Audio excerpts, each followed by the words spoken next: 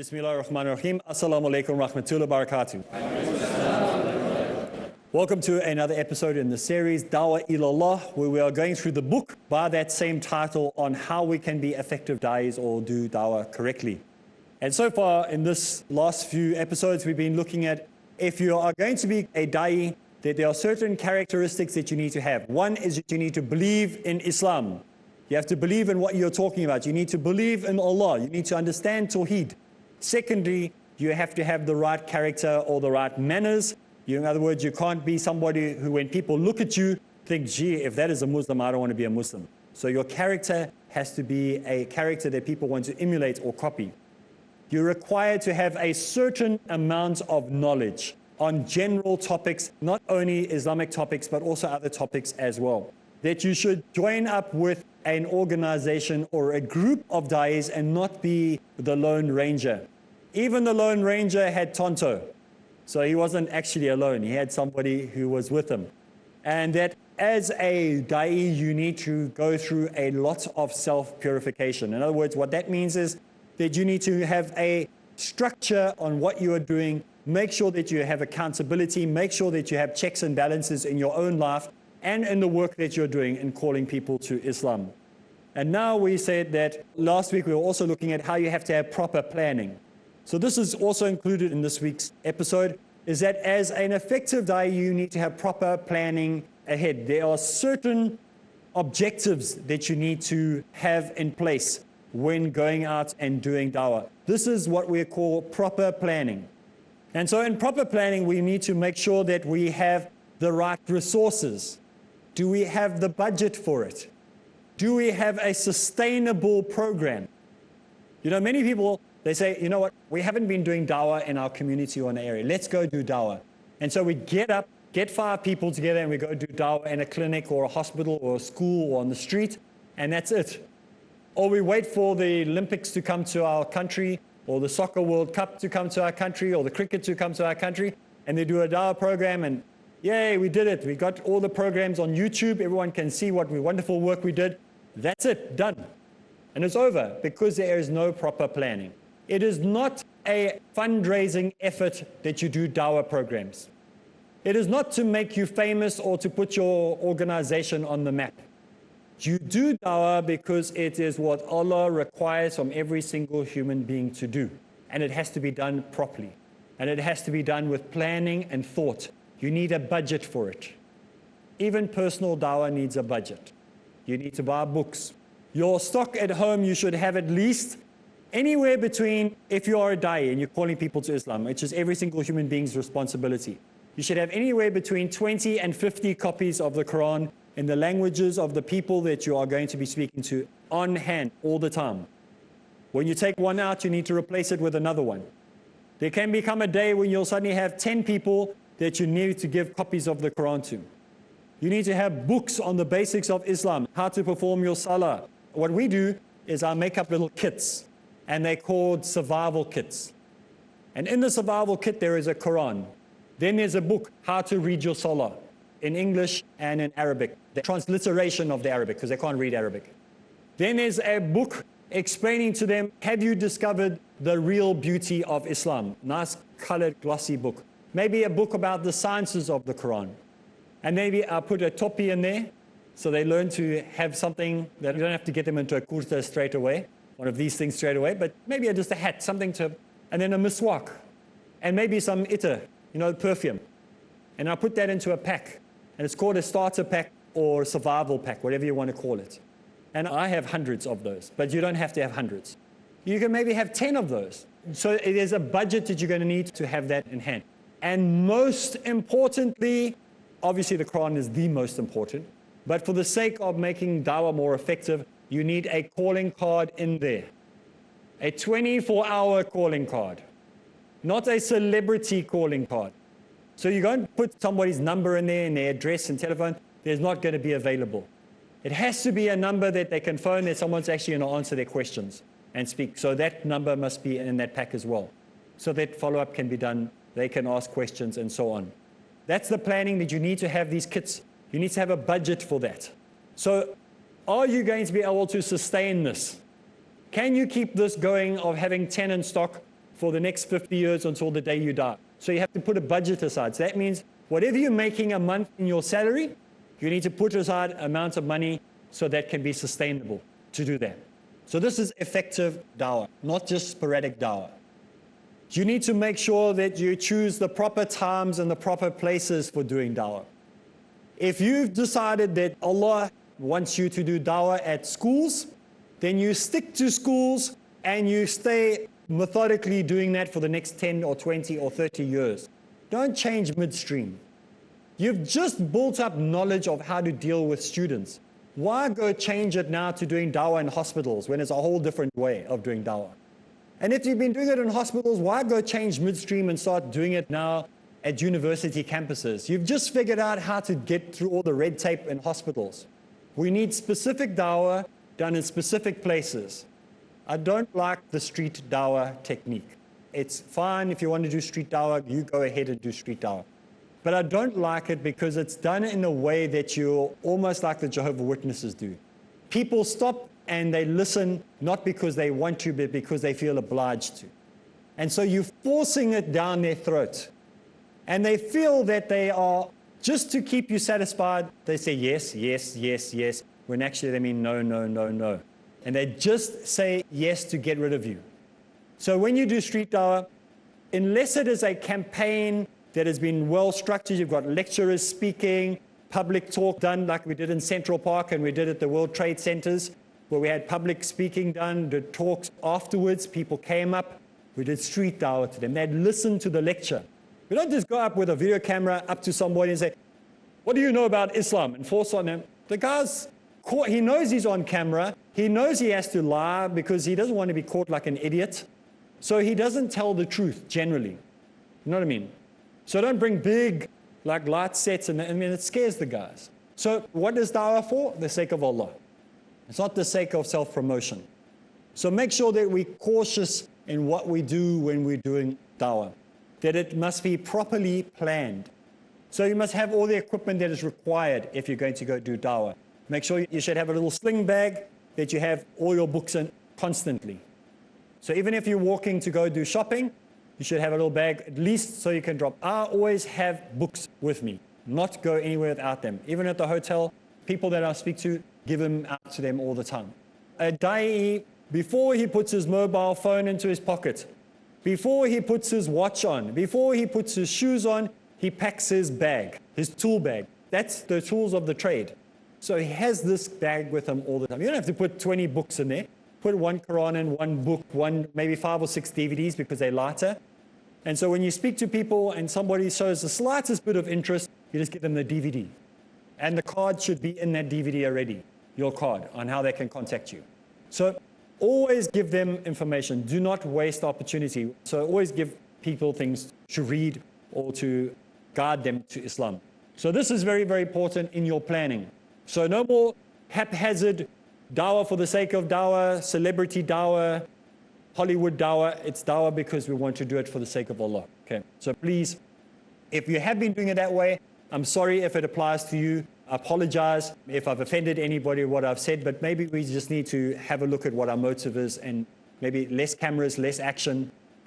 When doing dawah for the sake of dawah, just go do it. Simply go out there to the street and just do dawah. And then the reward will be with Allah, inshallah. Okay, the next thing is very, very important according to this book, and it's, you don't have to be a genius at this, but you need to be relatively good at speaking. You need to develop speaking and writing and communication skills. You've got to learn how to make eye contact, body language, body language, body language, body language. People think I'm nuts when I talk about body language. My wife, when I talk about body language, she thinks I'm crazy. But body language is extremely important. You learn more from the body language of the person you're speaking to than what comes out of their mouth. If you learn body language, it is unbelievable. It's the best lie detector in the world. You can be looking at a person and they go, yeah, I agree. Everything you say, absolutely, alhamdulillah, I agree, yeah. And their body language is saying, you're a freak, you're crazy, I don't believe anything you're saying, you're a nutcase. So that's where body language is important. If we can read body language, we can read through the nonsense of the face. Don't read the face, read the body language. There are good courses that you can do on body language reading, do them. There are bad ones, don't do those. So do the ones that are more reputable, the ones that they're teaching police, when they're teaching military, when they're teaching investigators. So figure out, maybe speak to the local, not just the normal policeman, speak to a policeman that is an investigator, investigates murders and crimes. You must know one in your area, maybe even, hopefully none of us have been investigated, but those guys, they have to do courses on body language. All the FBI, CIA, all these other American ones, they all go and learn body language course. It's a science. So you must learn it, and it'll help you to pick up subtle signs and subtle things. When they want to resolve a crime, often now they use a body language technician. That actually comes and listens to the interview that's been done. They're not interested in the dialogue that they're hearing. They're watching the body language of the person that's been interviewed. And they pick up more from the body language. So we need to make sure that we use this as well. We must improve our public speaking skills. We must improve our writing skills, our body language skills, our computer skills. All of this must be improved. We must be able to be fast in what we are doing and giving dawah. And so we need to improve how much we can fit into a small amount of time with a person. So if we practice our communication skills, then we can compact a lot into a small amount of time, short sentence.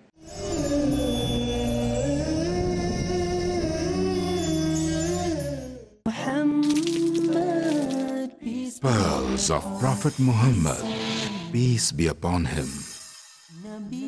Narrated Abdullah bin Amr. May Allah be pleased with him. A man asked the Prophet, may peace be upon him, what sort of deeds in Islam are good? The Prophet, may peace be upon him, replied, to feed others and to greet those whom you know and those whom you do not know. Sahih al-Bukhari, Volume 1, Book of Faith, Hadith number 12. Where truth is hidden, misleading quotations create confusion. Where truth is hidden, lack of knowledge and wisdom cause upheaval and commotion. Where truth is hidden, manipulated scriptures and twisted facts emerge. This very hidden truth creates false propaganda, mayhem, chaos, disorder, and turmoil in our lives and the world order. But is there anyone with courage and wisdom? What is the truth, and who has the courage to expose it?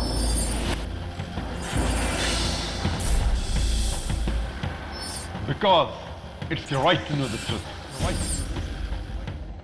Watch truth prevail and lies perish in Truth Exposed by Dr. Zakir Naik. Every Sunday to Friday at 9 p.m. and repeat telecast at 7:30 a.m. India on Peace TV.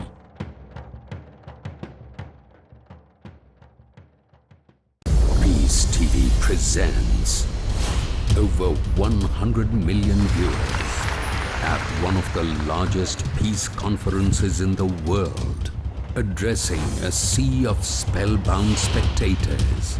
Over 30 world-renowned orators on Islam with credentials impeccable. The truth of Islam. Deen is your way of life. It is our duty, our obligation. By following the Quran and Sunnah, we will give the message to one and all.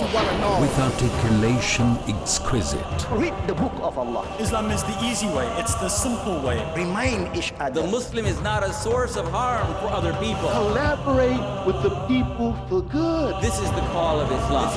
With the mission of spreading the truth of Islam. Do what you can to spread the word of Islam. Wherever we are, live like Muslims. Use your power. Allah is saying, why do you need anything else? This Quran is self-sufficient. The only book on the face of the globe, the Quran. How a human being should lead his life is given in this instruction manual, the glorious Quran. For peace to prevail on earth in Peacemakers. Next on Peace TV.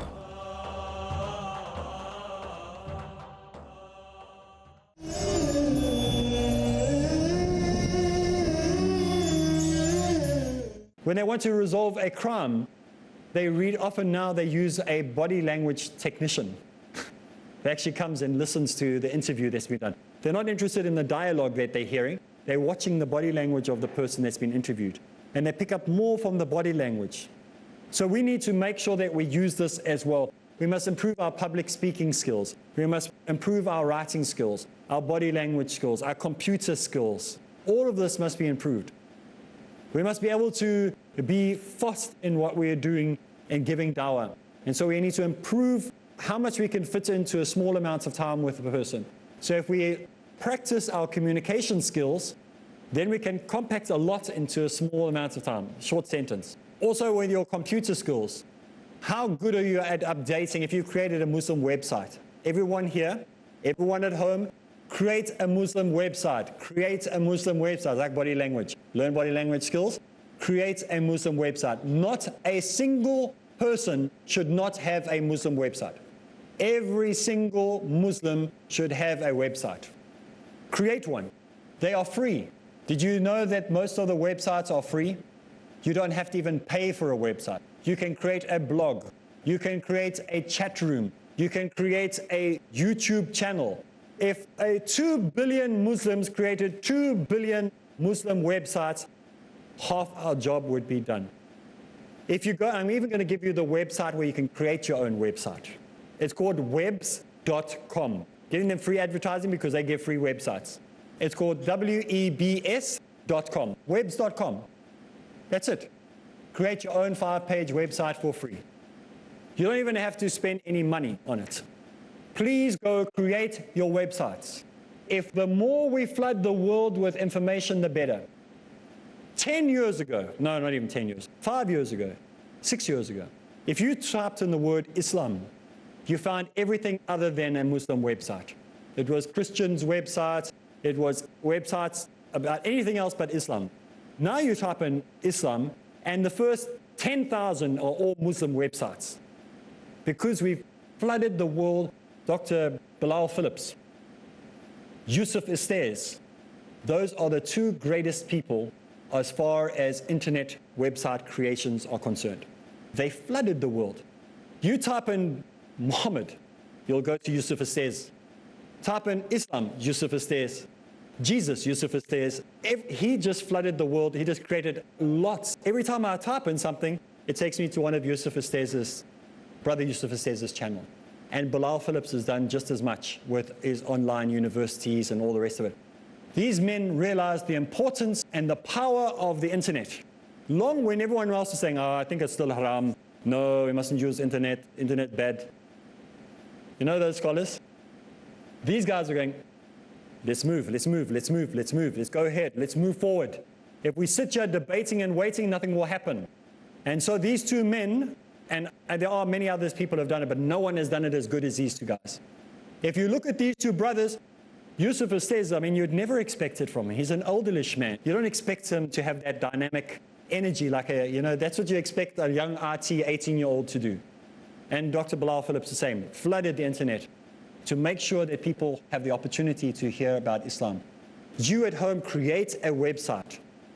Give it whatever name you want and create that website. Do not wait. Do not leave this. Go home. Today, you're going to go to that website and you're going to make a website on Islam. Help the world come to know about Islam.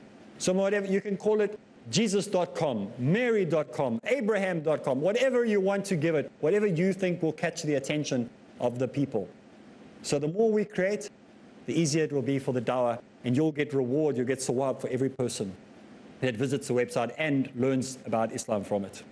So public skills, speaking skills, writing skills, all this are important for a da'i to have. So these days it's very easy for us. We've got nice technology to make our presentations so much easier, PowerPoint presentations, slide presentations, all sorts of different things that we can use. The next thing that we need to look at, according to this book, is that a da'i should develop in himself the qualities of sabr. What is that? What is sabr? Supper? Sabr is patience, not supper. Okay, some of the new reverts at home going, what's he talking about? We must develop supper. No, we must develop sabr. We must develop patience. Such a difficult one. This is one that I battle with Still to this day, and I'll probably battle with forever, I am not the most patient person in the world. If you tell me you're going to be there at 6 o'clock and you're not there at 6 o'clock, I am gone by 1 minute past 6, I'm gone. I don't wait around until 5 past, 10 past, 20 past. If you say 6 o'clock, I want you to be there at 6 o'clock. So I still have to practice patience. So patience is something that we have to learn. And as teachers, sometimes we become impatient and we're late. That's not acceptable. If you are trying to instill into your students or into your friends patience, and you're not patient, they're going to say you're a hypocrite. If you want people to be punctual and you are not punctual, then why should they be punctual? You must be punctual. If you want to set an example, people want to look at you as an example.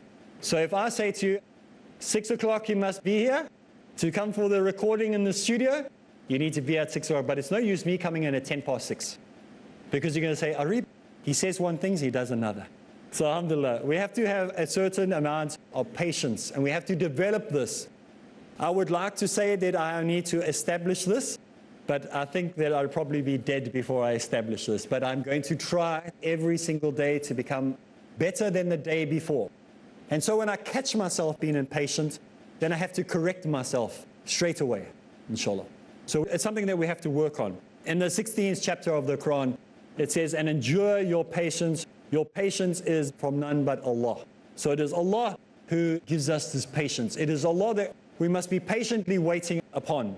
Sometimes we want things in our time, and things need to be delivered in Allah's time. You know that? We say like, why have we been waiting? Why? Maybe it's not the right time for you to have that. Maybe you cannot be trusted with what you asked right now. And so you have to develop your character first. And when your character has been developed, then you can be trusted with it. People say, what can we help you with, brother, in the work that you're doing in Dawah? I say, how many books can you send me? That's the only thing you'll ever hear. All my friends in South Africa, in Saudi Arabia, in Egypt, I always say, they send me books. They never do, but I always say to them, those of you listening, please, Saudi Arabia, send me books. Because those are the things that I have more value for. That's more valuable to me. That I can use. That is something that can help me in the work of Dawah. If you want to help me, send me Qurans and books. That's all I need. So we have to learn to trust Allah and have patience in what Allah wants to send to us. He trusts us with what we can deal with.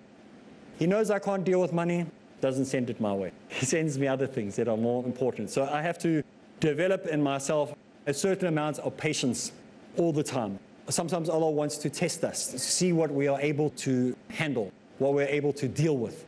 So don't be upset if you find that you don't get what you thought you were going to get. Maybe you're not able to accept that at this point. Maybe you're not ready for that you're supposed to be getting. The next point that the writer brings up is that we need to have toleration.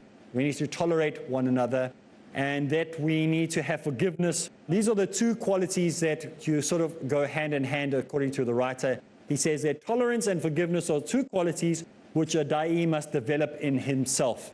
Tolerance and forgiveness. This week, when you're at home, I want you to think about these two things. How tolerant are you? And how forgiving are you? You know, some people hold grudges the whole year. Even when it comes to Ramadan, they still hold that grudge. They don't even bother then trying to make peace. And then they think that their fast is going to be accepted from them. You need to forgive people, and you need to be tolerant of people. There was a brother from a country, and I can't give too much specifics. So a brother from a country, that's very specific. I had a problem tolerating because he was very loud and very boisterous and very that country type person. So it was very difficult for me to connect with that person because he was so stereotypical of that country. Very open, very noisy, very self-centered. But then one day when I realized that I must be tolerant, I realized what a wonderful opportunity I have to learn from this man. There's so much I could learn. But when I just was intolerant, I missed out so many opportunities. So this week, time has run out. Try to think about tolerance and forgiveness and how you can change that in your life. And so next week when we come back together, we'll deal with that issue. So all of